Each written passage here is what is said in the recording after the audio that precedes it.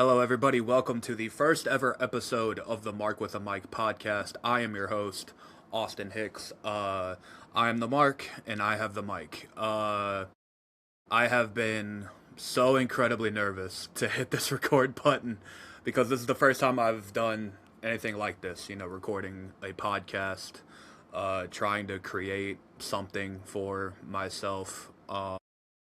And I figured, why not? Why not now?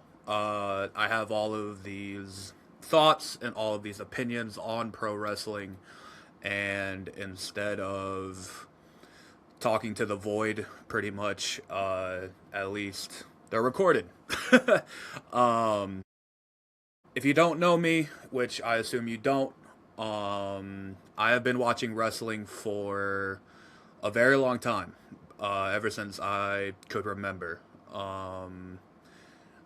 I think my earliest memory of watching wrestling, honestly, is watching Monday Night Raw, watching John Cena. Yes, I'm a ruthless aggression baby. That might make some of you upset. Who cares? And yeah, I've always loved pro wrestling, and I love talking about it, and I love doing this right here, but I've never actually. It's not that I haven't wanted to. I think it's just me being kind of nervous to actually put my thoughts out there in the world. But why not? I think it would be a lot of fun, and if a few people watch, I think that's great, and salute. Um, Now, before we get into anything wrestling related or anything concerning wrestling, which I have a few things I want to talk about. Today we're going to be talking about the WWE releases, because a lot of them just became free agents today, or not today, last week. And another topic is Bayley. Bayley has been a big topic of conversation with what her status is looking like and everything else. And then we are going to get into AEW Redemption predictions. This big AEW pay-per-view. It's the last pay-per-view before All In, and it's shaping up to be a pretty good show, I think. But yeah, before we get into that, by some chance, if you do know me, you would know that I was once a part of another wrestling podcast. It went by the name of Tough Bumps. It was with me, Eric Pilcher, and Matt Connerton. And I had a lot of fun on that show. That we really put out some good content, I think. And the shows were very easy to do. It's always easy to do a show when you like the people you're actually doing it with. Eric Pilcher, I think if you like Notre Dame, if you like Notre Dame sports, he writes for them. It's called the Irish Tribune. It's irishtribune.com. He writes about Notre Dame athletics, mostly football, I think, and he does really great work, I promise. So if you like Notre Dame content, I think you would like that. And Matt Connerton is a local radio host for New Hampshire, I think. I think that's where he lives. I think it's New Hampshire, or it's somewhere up there. And he does really great work. He's great at what he does. So go support those guys. Watch Tough Bumps if you like wrestling. I assume you like wrestling if you're watching this. I think, and I'm no longer on that show because it wasn't anything personal. It wasn't anything to do with, you know, arguments or creative differences or anything like that. It's just, I kind of fell in love with the idea of doing this myself. I became very passionate about trying to do this myself, and here we are. I'm trying. You don't know until you try, as they say. And I very much appreciate what they did for me. I appreciate them trying to give me a platform to talk about wrestling on the internet for the first time, and it led to this. So, uh, I can't thank those guys enough. I think whatever they do next is going to be great because they're good at what they do, and uh, I appreciate those guys a lot. All right, so now is the time to talk about wrestling. WWE released a lot of people, as they usually do. Unfortunately, it was Bo Dallas, Dexter Lumis, Joe Gacy, Eric Rowan, pretty much the entire Wyatt Six. Nikki Cross is a part of that also. Zelina Vega, Aleister Black, Zoe Stark, Santos Escobar, Kyrie, and the Motor City Machine Guns, and the New Day. But the New Day are not free agents yet. They are going to be in like a week or so, or something like that. It's like the first week of August that they're going to be free agents, and I thought it'd be kind of cool to talk about where I see all of them going. I mean, we're gonna spend more time on some than others, but I think it leads to good conversation.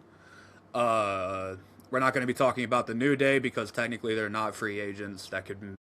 We'll cross that bridge when it eventually gets there. But I'm gonna start with Bo Dallas, and unfortunately, I don't really see a big future for Bo Dallas in the current landscape of wrestling. As far as major companies go, WWE, I mean, he's been fired there twice now, I think. And when they brought him back this second time, they he brought them a really great idea with the Wyatt Six. It was going to continue the legacy of Bray Wyatt, and the debut was awesome. The Raw debut, it's one of the best Raw segments ever, in my opinion. And I think that's kind of the height that the Wyatt Six got, unfortunately. And I think it could have been way more than what it was. Um, I think that as far as his future goes in wrestling, if he wants to continue doing this, uh, I think I it screams TNA to me. I don't, and that's not a bad thing. I mean, TNA, as long as you can get work, go work. In my opinion, I think TNA could be a solid fit for him. MLW maybe, or if he wants to do just local indie shots here and there, I think that could do him a lot of good. Um, but honestly, I could see him kind of being hired back by WWE as like an agent of some sorts if he kind of doesn't feel this wrestling thing anymore. And that happens. Sometimes you just don't really want to wrestle anymore. And whether or not he wants to wrestle anymore is a conversation that he needs to have. And we'll see what happens there with that. If I had to guess a wrestling company that he would go to, I would probably say TNA would probably be his best bet, honestly. Dexter Lumis, I think this is an easy TNA signing for them. Indy Hartwell is there. They can continue the Index romance, even though it wouldn't be called that, obviously. But I think he has history there with as Samuel Shaw. He never really did anything in TNA as Samuel Shaw. At least I'm not remembering anything of note that he has done in TNA, but he has a guy who has history there. I think TNA would welcome him back. I think the Samuel Shaw character was honestly a very interesting idea. Dexter Lumis, I honestly think the best version of him is Dexter Lumis, where he was kind of a mute. He was a very thoughtful guy, but he was also a psychopath. I think that works. And I think it's an easy signing for TNA to make if I were them. Going to Joe Gacy, last night he debuted in Wrestling Revolver. I think he's going by a different name. He's not Joe Gacy anymore. I forget what the name is. I apologize. But yeah, I think the Indies are a great place for Joe Gacy to go. Um, that's where he was beforehand, and he was killing it beforehand with GCW, Wrestling Revolver, CZW. Is CZW still a thing? I actually don't know. But yeah, I think the Indies are a great place for Joe Gacy. It fits his style very well. Um, I don't think his I don't think his style really translates to a major wrestling company. I really don't. And that's not a knock on Joe Gacy. That's just maybe WWE just didn't give him good enough material to work with, which that that can always be the case knowing WWE. But yeah, I think GCW, Wrestling Revolver, local indies, APW, I think those would be great places for him to go. Eric Rowan. Eric Rowan. I don't know. And to be honest with you, I don't really care. I kind of threw him in here because he is a part of the list. Honestly, I know he's had a couple matches in AEW. AEW roster is simply way too big to take on a guy like Eric Rowan. He does, and he just doesn't add any value to, in my opinion. He doesn't add like it would just be another guy on your roster, pretty much. Um, Zelina Vega and Aleister Black. I'm going to pair these two as a duo because I think they're going to be a duo no matter where they go. Uh, it's very funny because as soon as Aleister Black was released by WWE, everybody throughout AEW as a potential rehire, kind of like the Andrade situation. He left WWE, went to AEW, left AEW, went back to WWE, and then now he's back in AEW. That's not gonna work for Aleister Black. I'm sorry. I am a fan of Aleister Black, but if stories are to be true, he wasn't really liked all that much in AEW, and I think that's going to hurt him in the long run. Um, I just don't see much of a future in AEW for Zelina Vega or Aleister Black because I think they work best as a duo. I really do. And I mean, but there's a million other companies he can go to though. It's not just AEW or bust, you know what I mean? It's like he can go back to the British indie scene.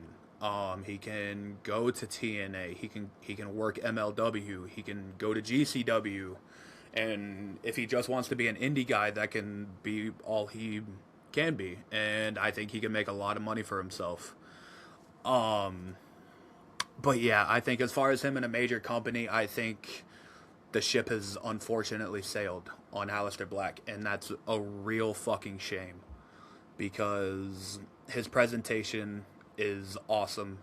He is a good worker when he's motivated.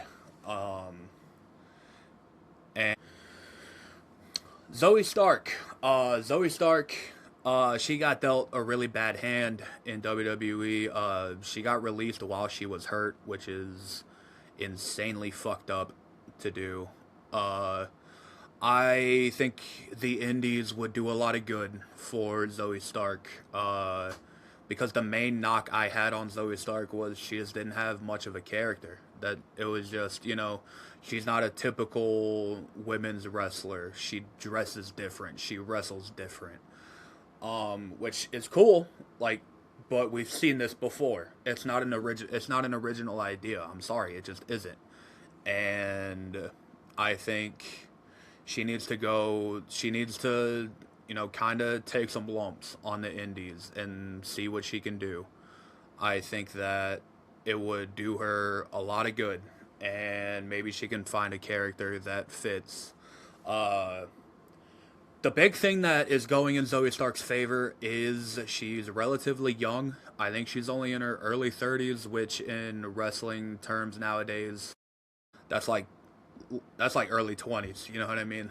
It's like there's people not hitting their prime till they're like in their 40s.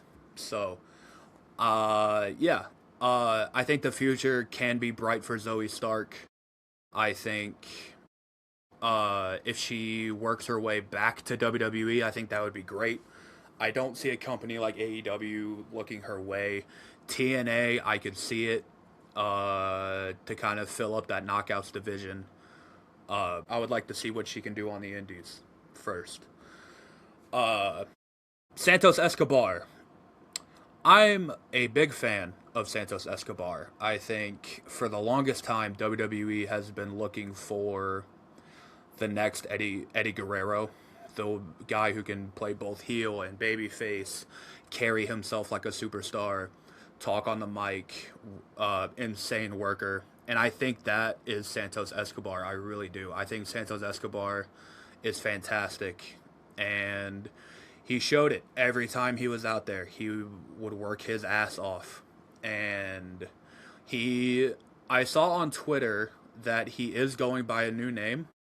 Romeo Malverde. I'm probably mispronouncing that, and I apologize. But I think that's great.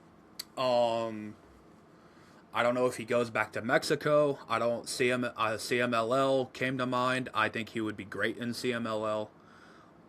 Which obviously they have partnerships with AEW. They have partnerships with New Japan. I would honestly really like to see a New Japan run. I think New Japan would be awesome for Santos Escobar. But also CMLO would be great too. And then I don't see. Here's the thing. I am not too crazy about him in AEW because he's one of those guys that if he signed with AEW, he would get lost in the shuffle immediately. It's just the way it goes. I think he would have a debut. He would have a couple weeks on TV. And then we never see him for 2 months, 3 months. I think. And then after that, I think he would just be on Collision. Which, if you watch Collision, that's awesome. Collision's a great show, I think. I don't watch it every week, but when I do, I have fun. But it is very much the secondary show on AEW's programming. And if you're signing with AEW just to do Collision spots, I think your services would be more useful elsewhere. And that's what I think of CMLL with Santos Escobar. Next up is Kyrie. This one still boggles my mind as to why WWE let her go. I don't know why they did that, especially before they even had the blow off with Asuka and Io Sky. I think that would have worked. I think if you wanted to get rid of her, which you honestly shouldn't have, you should have seen that story out first, in my opinion. But for Kyrie, I think AEW would be cool to see her in. It would help put more name power into that women's division. Stardom, I think, would be great. The New Japan women's division could use some more highly sought after talent. And I think Kyrie fits that bill perfectly. It would allow her to work the style that she likes to work. I think she would get over immediately with the New Japan crowd, and I think it's a natural fit. I really do.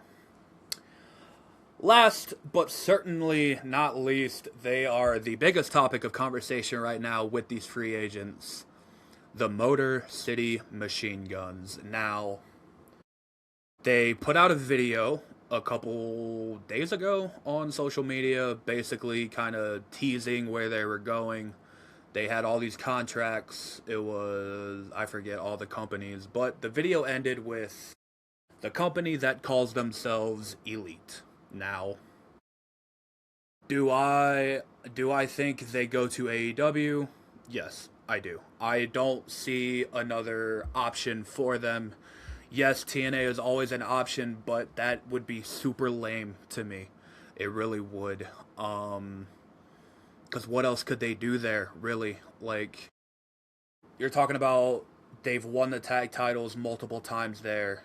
They have won the X Division title. Hell, both of them are former world champions there in TNA.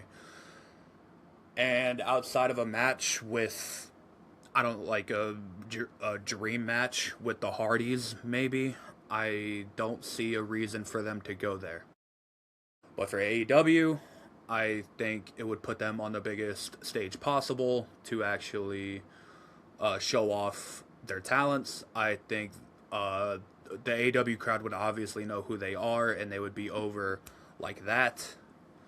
And the big question is, will they debut at Redemption? Now, Redemption, as I'm recording this, is tomorrow. I'm recording this on Saturday. I personally think they debut at Redemption. That's kind of a hard question, right? Because, yes, it is a pay-per-view. Yes, it is the biggest way to debut is on a pay-per-view. But the Dynamite after Redemption is in Detroit, Michigan. Now, if you know anything about the Motor City Machine Guns, I shouldn't have to tell you their ties to Detroit. I mean, it's literally in their fucking name, the Motor City Machine Guns. I think the pop that they would get in Detroit would be massive. I really do. Personally, I would have them debut at Redemption, and then just to have them wrestle on that Detroit show. I think the first AEW match for the Motor City Machine Guns being in Detroit, I think that would go over really well. And I would talk about how I would have them debut, but we'll get to that here in a little bit. But yeah, that is where I see all of them going.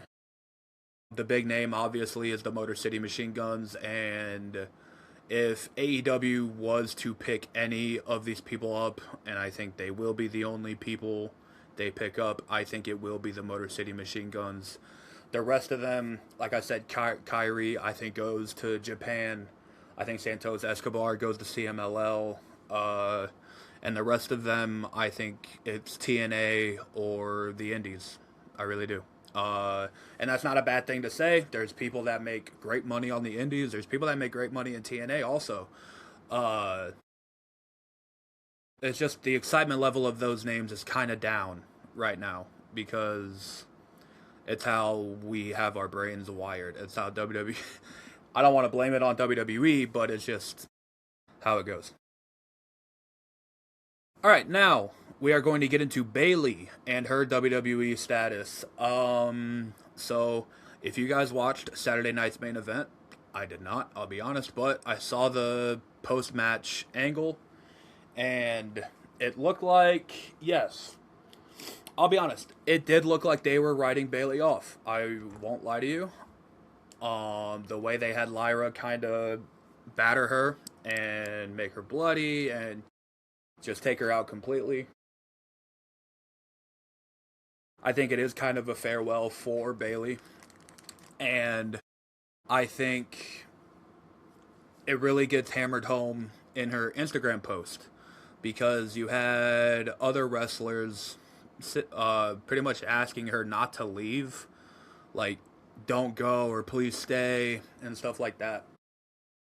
That's not something you would say if you knew there wasn't at least a inkling of her leaving.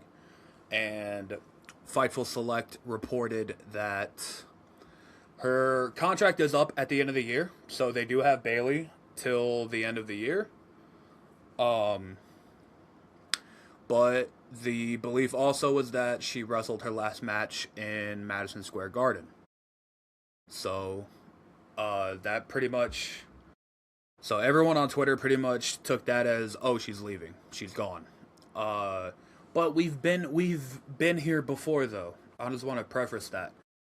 we've been here before with talent. Like, oh, they haven't signed a new contract. They could be leaving and all this other stuff, and then lo and behold, they resign.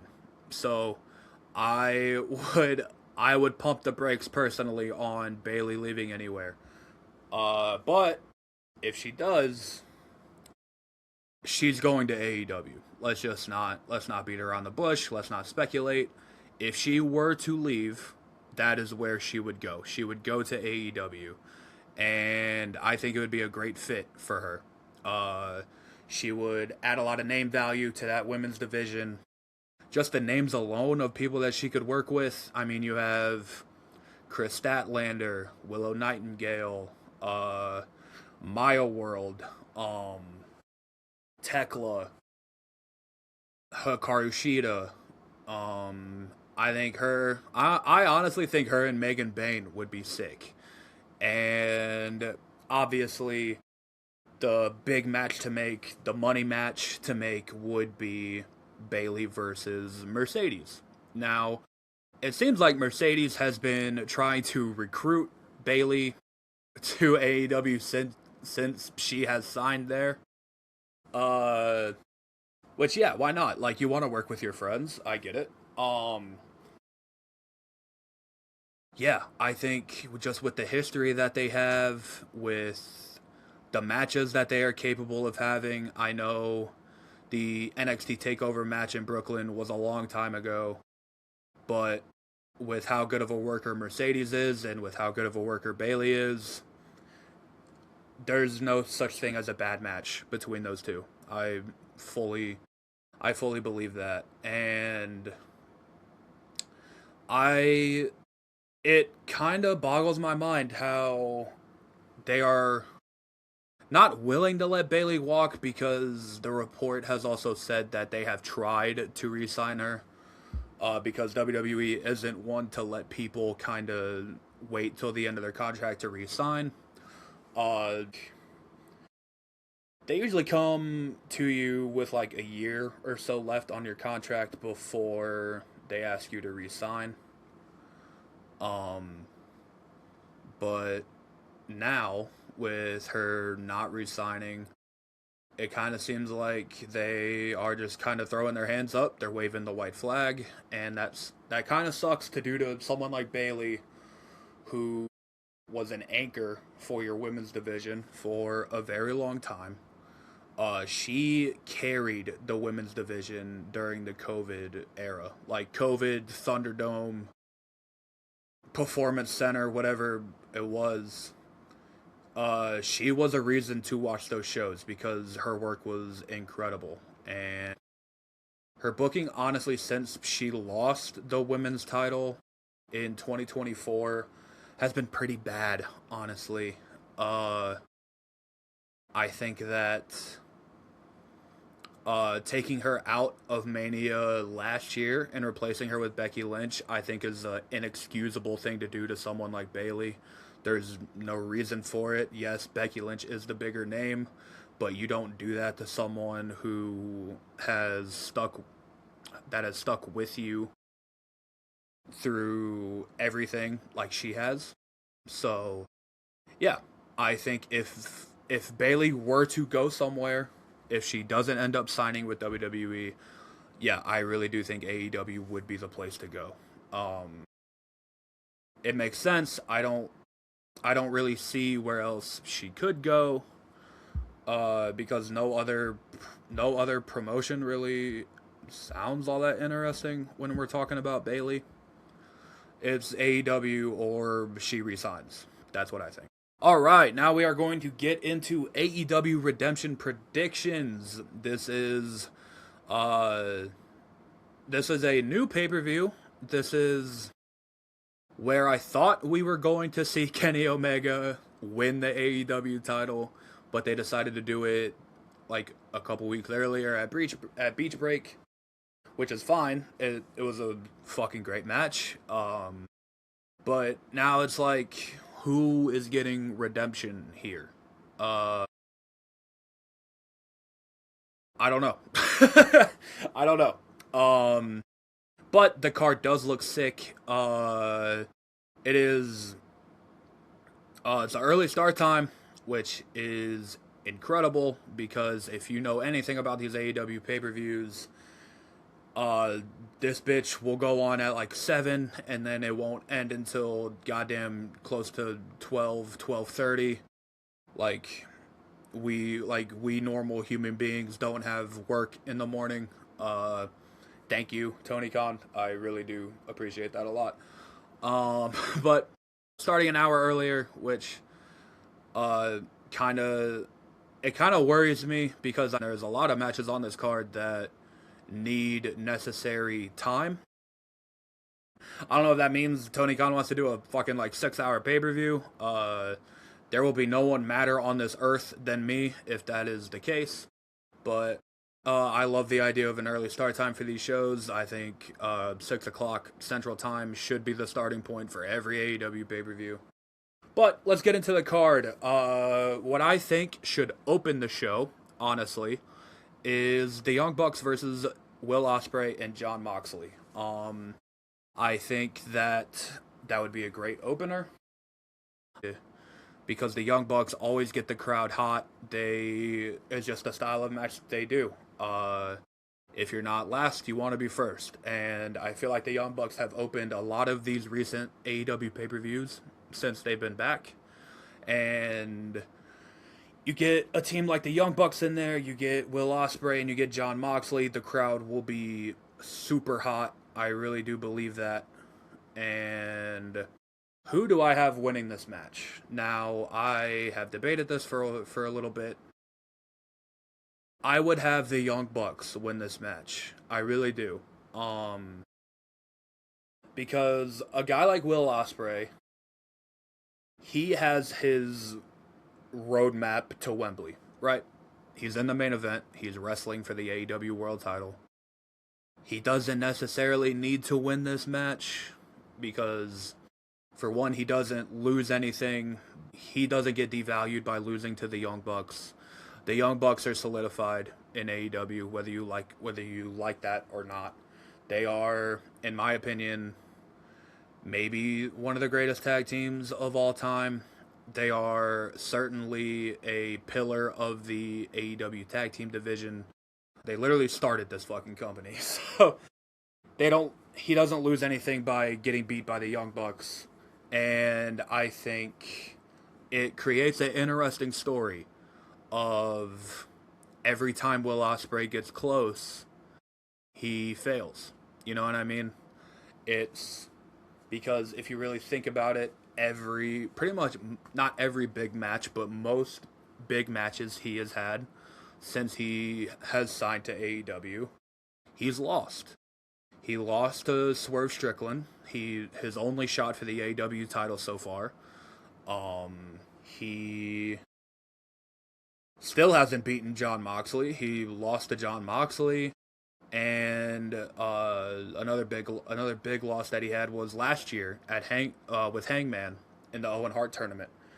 So it seems like every time he's about to break through and get close and all this other stuff, he loses. And I think that creates an interesting story here. If the Young Bucks beat him, it could be like, if I can't beat the Young Bucks, it sets doubt in his head, and then you have Moxley there trying to hype him up, but he's in his own head and he doesn't know if he can do it. I think that creates a very interesting story heading into All In. And the Young Bucks, I would assume they would go on to All In for an AEW World Tag Team title match. But here is how I would do it. The Young Bucks win. And then I would not personally do a lights out spot because I think AEW does those way too often. They do them way too often. I would honestly just have them celebrating, and then you hit the Motor City Machine Guns' music. And I think the crowd would lose their minds. The Motor City Machine Guns come out, and they have a stare down with the Young Bucks. just the history there. You know what I mean? They have a lot of history together, whether it's in TNA or PWG or ROH or I think that it would throw a curveball in the all-in plans, which I think would be nice. I don't know if I would give away Motor City Machine Guns versus the Young Bucks on Dynamite, but in that defense, AEW gives away big matches on TV for free all the time, so I guess it really doesn't matter. I would somehow work this into a three-way tag between Motor City Machine Guns, Young Bucks, and Cage and Christian.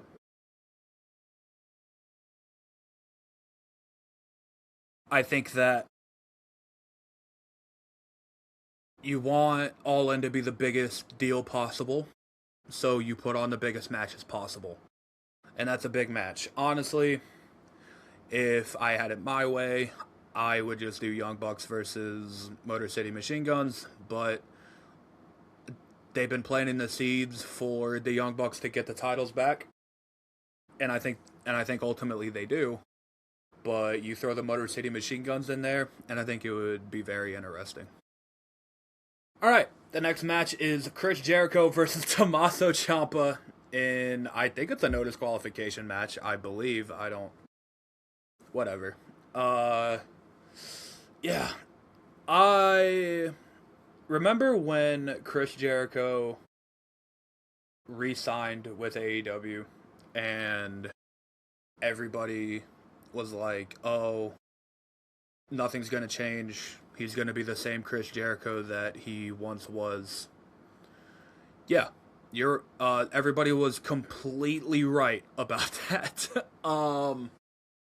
Because he had this feud with Ricochet. It did nothing for Ricochet. It didn't do much for Chris Jericho either. And Jericho beat him. Or Ricochet beat him first, I know that. But then I think Jericho ended up beating him again.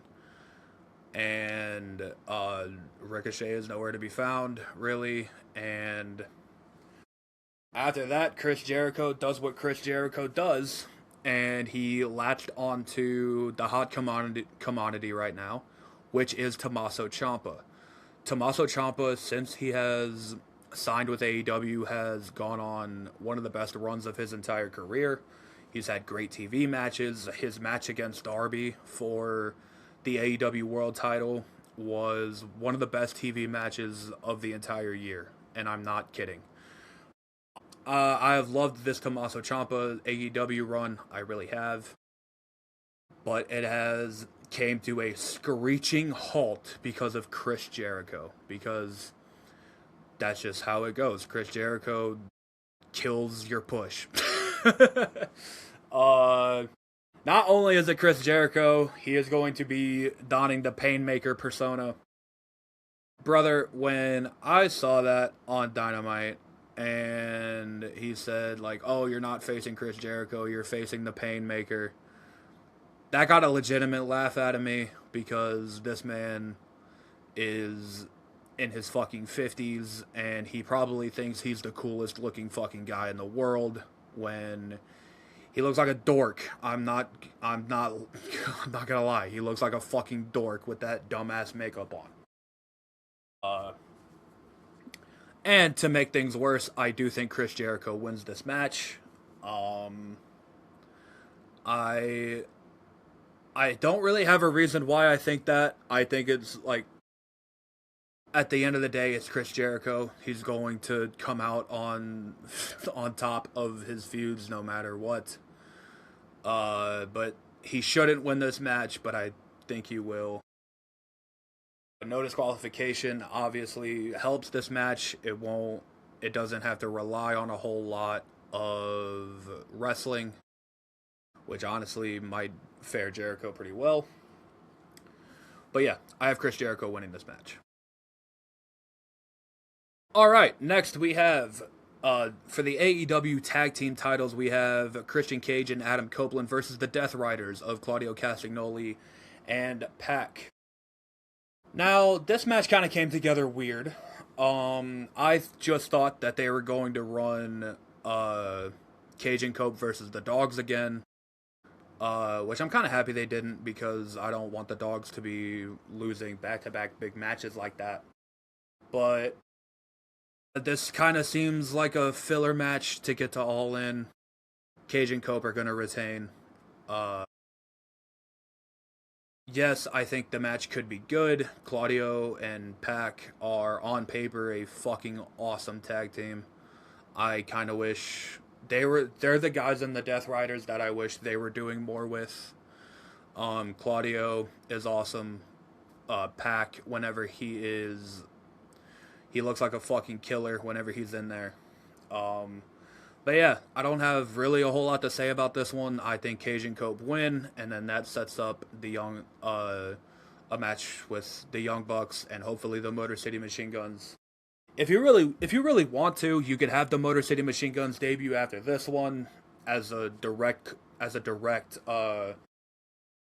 claim for the tag team titles. I think debuting with the Young Bucks match would go over better because of the history that they have. But yeah, Cage and Cope will retain.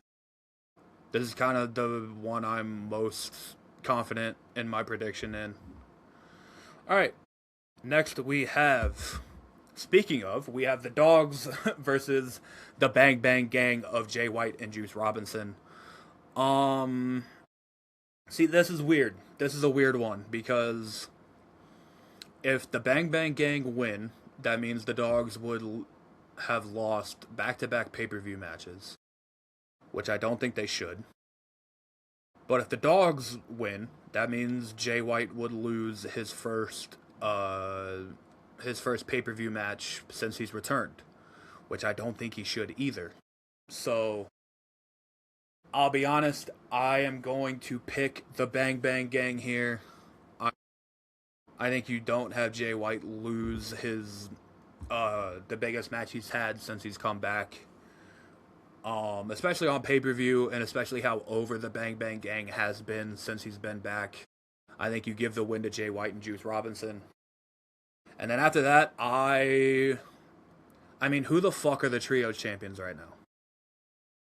Like, truly. I think you can throw the Bang Bang Gang in the Trios division. Any combination. Or if it's the Guns and Ace Austin, or any combination, I think they would do the Trios Championships a lot of good. I think they would actually get on TV. But yeah, I have Jay White and Juice Robinson winning this match. Alright, next up, we have a 6-man ladder match, and the winner becomes the number 1 contender for the AEW International title. We have Commander versus the Beast Mortos versus Speedball Mike Bayley versus Jack Perry. And then these matches haven't happened yet. They are happening tonight on Collision. But they fill out the last 2 spots. It is Leo Rush versus El Clone, and then Nick Wayne versus AR Fox. Me personally, I think you have Leo Rush win because Leo Rush is way too over right now to not have him in any capacity on this show. And then this is kind of a toss-up. I would rather have AR Fox in there because he can do some crazy shit in a ladder match, but I would probably pick Nick Wayne because I don't think he's been on TV a whole lot recently, and I think this would be a good way to introduce him back. This match was kind of thrown together. It just kind of seemed like they wanted another match on the show. They wanted a big spot fest, and you know, these ladder matches are usually cool. I like that it's actually for something instead of just a fucking big ass poker chip. I think that's great. Now, who wins this match? I don't know. Jack Perry just re-signed. I could see them throwing him a bone and having him win this. Speedball Mike Bayley is over and is probably always going to be over. But I think Leo Rush throws a little bit of a curveball in there. Technically, he is a champion already. He is the ROH World Television Champion. If you watch ROH, more power to you. I just don't care enough to. But I'm gonna go with Jack Perry here. I'm gonna go with Jack Perry winning this match. I think they're going to give him a reward for re-signing by giving him this match. I would personally prefer a Speedball win here, because I think Speedball and Kyle Fletcher would have a fucking awesome match. Actually, yeah, fuck it. We're going Speedball and Mike Bayley.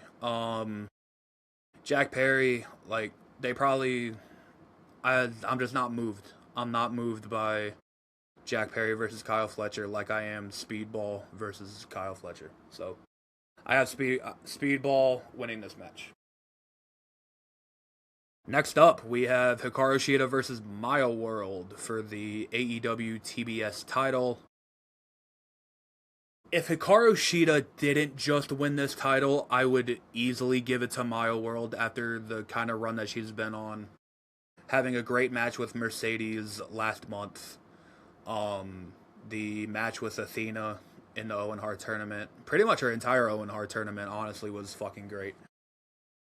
But Hikaru Shida just won this belt, and she has taken this whole new character of how she's the best, and she is a full heel for the first time in AEW. I don't know. I'm leaning towards Hikaru Shida to retain, but if they did give the belt to Maya World, I wouldn't be shocked. I would actually be very happy. I think Maya World is awesome.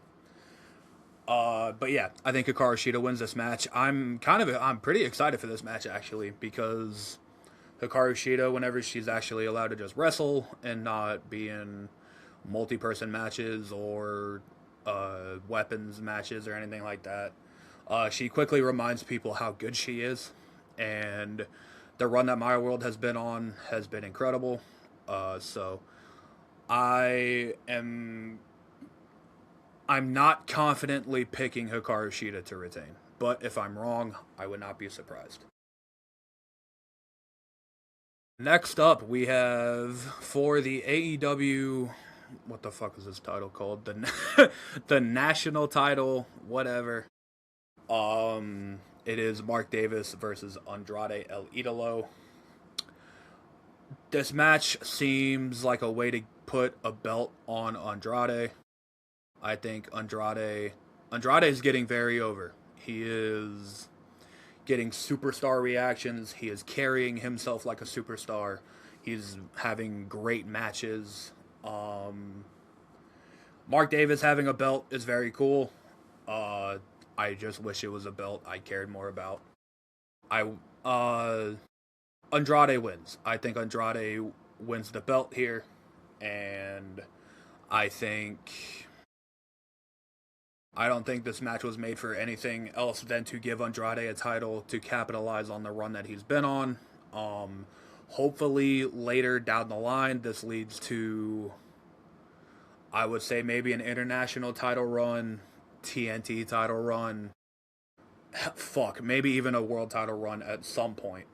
But for now, the national title is fine. I guess having a belt is better than not having a belt. And I think Andrade wins this match. Next up for the AEW International title, the match I am looking forward to the most. We have Kyle Fletcher defending his title versus Bandito, who is actually the current ROH World Champion. This match has the potential to be one of the best matches of the entire year. I think the run that Kyle Fletcher has been on, he is in genuine Wrestler of the Year talks. And I'm not lying. Like, I think the year that he has been on is incredible. He's only getting better. And the problem I have is I'm picking Fletcher to win this match. But the problem I have with that, every big pay-per-view match that Bandito has, he loses. And I'm not liking that pattern. I personally would like to see him win big matches from time to time. But he's not winning this match. That's just the way it is. I think it'll be a fucking great match. I think they will make you believe that Bandito is going to win. But Kyle Fletcher is going to win this match because I think he has a much bigger match for him at All In. I think Okada is definitely going to be involved. I think Takeshita is going to be involved. It honestly might be a three-way, and instead of just a singles match, even though I think Okada and Fletcher just in a singles match would do a lot of good. I think it would do very good business, I think, but you can't really go wrong throwing Takeshita in this match as a three-way. But yeah, I think Kyle Fletcher wins this match, and he goes on, he walks into All In as international champion. Next up, we have Tekla defending the AEW Women's World title against Willow Nightingale. Now, I don't know if this is a hot take, what I'm about to say. This Tekla AEW Women's title run really has not done anything for me. I think the matches that she's had have been very whatever. They've been very bland, predictable. The match that she had with Starlight Kid at Forbidden Door, I think was very good. But that's kind of it. Outside of that match and the match where she actually won the title, her matches have been just very whatever to me. Honestly, Tekla versus Mercedes at All In doesn't do anything for me at all. And insert Willow Nightingale, who honestly kind of gave up the TBS title for no reason, if you really think about it. I think it's very odd how maybe they thought she was more hurt than what she actually was, because she gave up the title, and then I swear to God, like 2 or 3 weeks later, she came back. But she's gonna get an AEW Women's World Title run out of it. So, yes, I am going with Willow Nightingale to win the AEW Women's Title here. Because I think the match at Wembley should be Willow versus Mercedes. We have gotten that match before. It's a great match every single time. Now, the interesting question is, would they put the belt on Willow just to take it off her pretty much a month later? I mean, we just saw it not too long ago with Darby, right? I think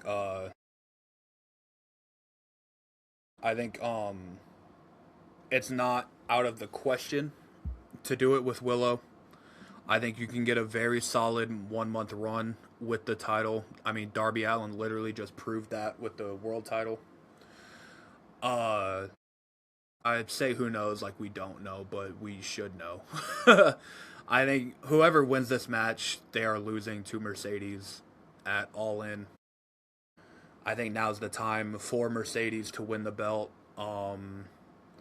Maybe Willow will get another run later, but I think that now is the time to take the belt off of Tekla, put it on Willow, because Willow versus Mercedes is a bigger match at the end of the day.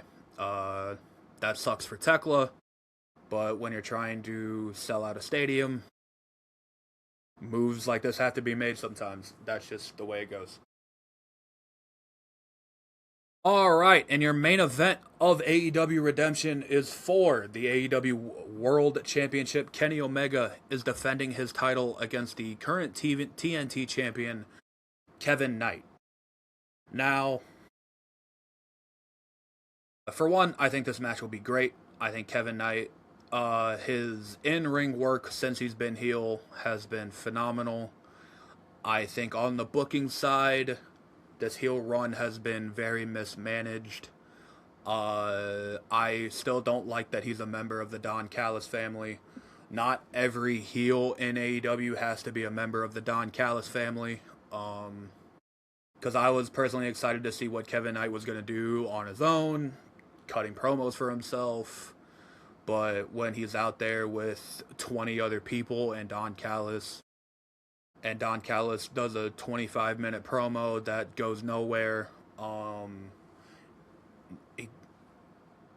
it's useless, really. But the ring work that Kevin Knight has been on is incredible. And Kenny Omega, since he has been back from diverticulitis, has gone on an incredible run. He really has. I think putting the belt on Kenny was a fucking fantastic move to set up the match with Ospreay at All In. I think Omega and Ospreay is the biggest match AEW can do right now. If it wasn't obvious to everybody, Kenny Omega is retaining the belt here. He's winning this match. A pet peeve I have in wrestling, just in general, is challengers that have a belt already, but they're going after another one. I'm always of the opinion that a wrestler should worry about the title they are currently holding, instead of trying to collect all these other belts. I think belt collector gimmicks are different because a lot of the time they're not in the same company. Like when they are in their respective companies, they worry about the belt that they have. But when it's in its own company, I would much rather just prefer Kevin Knight going on a monster TNT title run instead of him constantly wanting the AEW world title. That's just me, though. But yeah, if it's not any doubt, Kenny Omega wins this match. He retains, he goes on to All In to wrestle Will Ospreay, and then now the proper build to Ospreay and Omega can begin. And that is my predictions for AEW Redemption. And that will just about do it for this first ever episode of The Mark with a Mic. I want to thank you guys so much for watching. If it was rough around the edges, I apologize. I'm new at this. Stick with me. We'll get better.